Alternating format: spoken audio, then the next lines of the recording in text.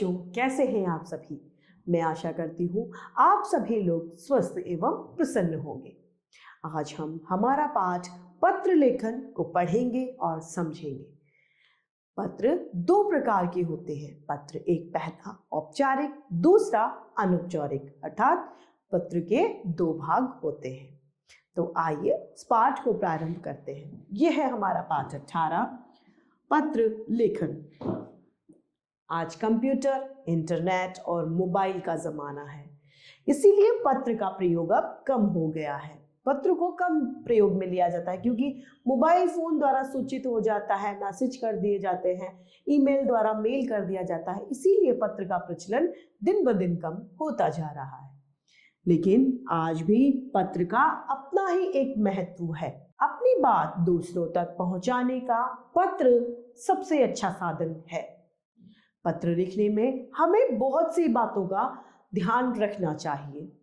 पत्र की भाषा जो है वह आसान होनी चाहिए, अर्थात जिस व्यक्ति को आप सामने वाले को पत्र लिख रहे हैं वह भाषा ऐसी होनी चाहिए जो अगले को समझ में आ जाए। पत्र कम शब्दों में लिखा जाना चाहिए। ऐसा नहीं है कि पत्र आप भर भर के लिखें, नहीं। पत्र में संबंधित विषय को संक्षिप्तीकरण पर विशेष रूप से महत्व देना चाहिए, अर्थात पत्र को कम लिखना चाहिए, संक्षिप्त रूप में लिखना चाहिए। पत्र में लिखी गई बात स्पष्ट होनी चाहिए, गोलम गोल बात नहीं होनी चाहिए। पत्र की लिखावट साफ और सुंदर होनी चाहिए, अन्यथा आप कुछ लिखेंगे और सामने वाला कुछ और समझेगा। इसीलिए पत्र का लेखन और सुंदर और साफ होना चाहिए। पत्र दो प्रकार के होते हैं।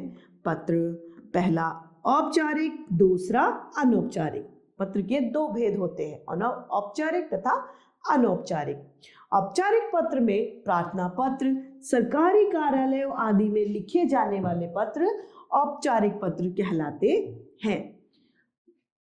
कहीं किसी शिक्षा विभाग में कोई हमें एप्लीकेशन लगवानी है या सरकारी कार्यालयों में कोई पत्र लिखना है, वे सभी औपचारिक पत्र में गिने जाते हैं। दूसरा है हमारा अनौपचारिक पत्र। इस पत्र को हम रिश्तेदारों, मित्रों, संबंधियों आदि को देते हैं, वे पत्र अनौपचारिक पत्र कहलाते हैं। इन पत्रों में हम आपस में खुशियां बांट सकते हैं, दुख सुख बांट सकते हैं, सभी तरीके की बातें हम इन पत्रों में कर सकते हैं। औपचारिक पत्रों के लिए उदाहरण यहाँ पर दिया गया है। यह पत्र आवश्यक अवकाश यानी छुट्टी लेने के लिए प्रधानाचार्य, स्कूल के प्रधानाचार्य को प्रार्थना पत्र दिया गया है। ये कह रहा है, सेवा में प्रधानाचार्य ममता मॉडर्न स्कूल, विकासपुरी, नई दिल्ली महोदय, सविनय निवेदन है कि मुझे रात्रि से बुखार आ गया है। डॉक्टर ने मुझे 2 दिन तक आराम करने के लिए कहा है, अतः मैं स्कूल नहीं आ पाऊंगा। आपसे विनम्र प्रार्थना है कि मुझे दिनांक अर्थात तारीख 10 से 12 तक 2 दिन का अवकाश प्रदान करें। धन्यवाद सहित आपका आज्ञाकारी राम। कक्षा तृतीया ब, दिनांक 10। अब ये बच्चा अपने विद्यालय में एप्लीकेशन यानी प्रार्थना पत्र दे रहा है, किसके लिए? अवकाश लेने के लिए, क्योंकि वह बुखार से पीड़ित है। अब दूसरा है एक पत्र जिसमें विवाह में जाना है और शादी में जाने के लिए अध्यापक, प्रधानाध्यापक से छुट्टी लेनी है।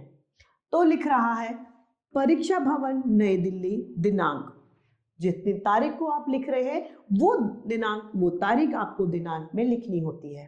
कह रहा है, प्रधानाचार्य, केंद्रीय विद्यालय, नई दिल्ली महोदय, सविनय निवेदन है कि मैं कक्षा 3ब की छात्रा हूँ।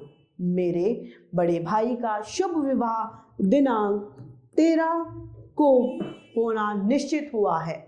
इस कारण मैं 4 दिन तक विद्यालय नहीं आ पाऊंगी।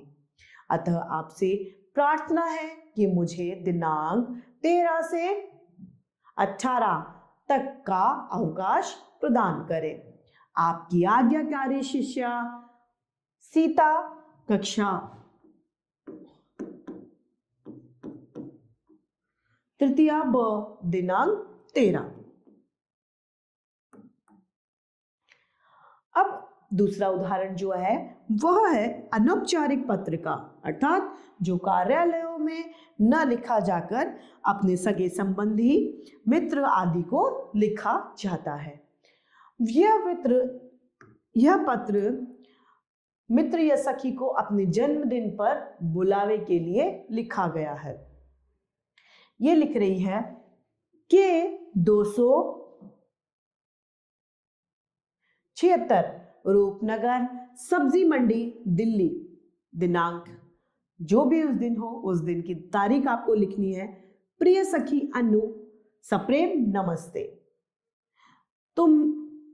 तुम्हें यह जानकर खुशी होगी कि अगले सप्ताह तारीख जो भी हो को मेरा जन्मदिन है। इस अवसर पर मेरे माता पिता ने एक समारोह यानी फंक्शन आयोजित किया है। इसमें भाग लेने के लिए मैं तुम्हें निमंत्रित कर रही हूँ।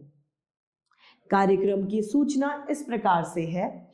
7:30 बजे संगीत का कार्यक्रम होगा, 8:30 बजे केक कटेगा और 8:45 पर रात्रि का भोजन प्रारंभ हो जाएगा।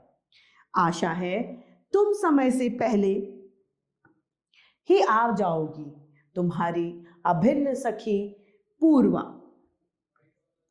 अगला अनौपचारिक पत्र है। मामा जी को पत्र लिखकर उपहार भेजने के लिए धन्यवाद देना है।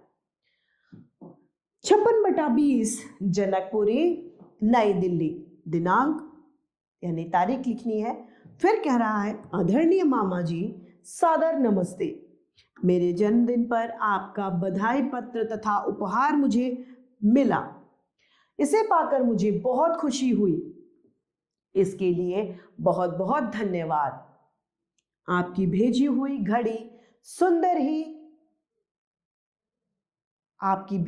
घड़ी बहुत ही सुंदर एवं उपयोगी है। मुझे इसकी आवश्यकता भी थी। मेरे सभी मित्रों को यह बहुत पसंद आई है। एक बार फिर से धन्यवाद। आपका प्रिय भांजा XYZ, जो भी आपको लिखना हो आदि आदि। तीसरा पत्र है, कक्षा में प्रथम आने पर अपने चाचा जी को पत्र। F 27/2 अशोक नगर नई दिल्ली और तारीख डालनी है। आदरणीय चाचा जी, सादर प्रणाम। मैं कुशल हूं। आशा है कि आप और चाची जी भी कुशलतापूर्वक होंगे। आपको यह बताने में खुशी हो रही है कि मैं इस बार भी कक्षा में प्रथम आया हूं। मेरे 96% अंक आए हैं। प्रधानाचार्य जी कह रहे थे कि इतने प्रतिशत अंक प्राप्त करके मैंने मंडल में प्रथम स्थान प्राप्त किया है। यह सब आपके आशीर्वाद का फल है, जो मुझे मेहनत करने के लिए प्रेरित करता है। एक बार पुनः धन्यवाद। आपका प्रिय भतीजा राम।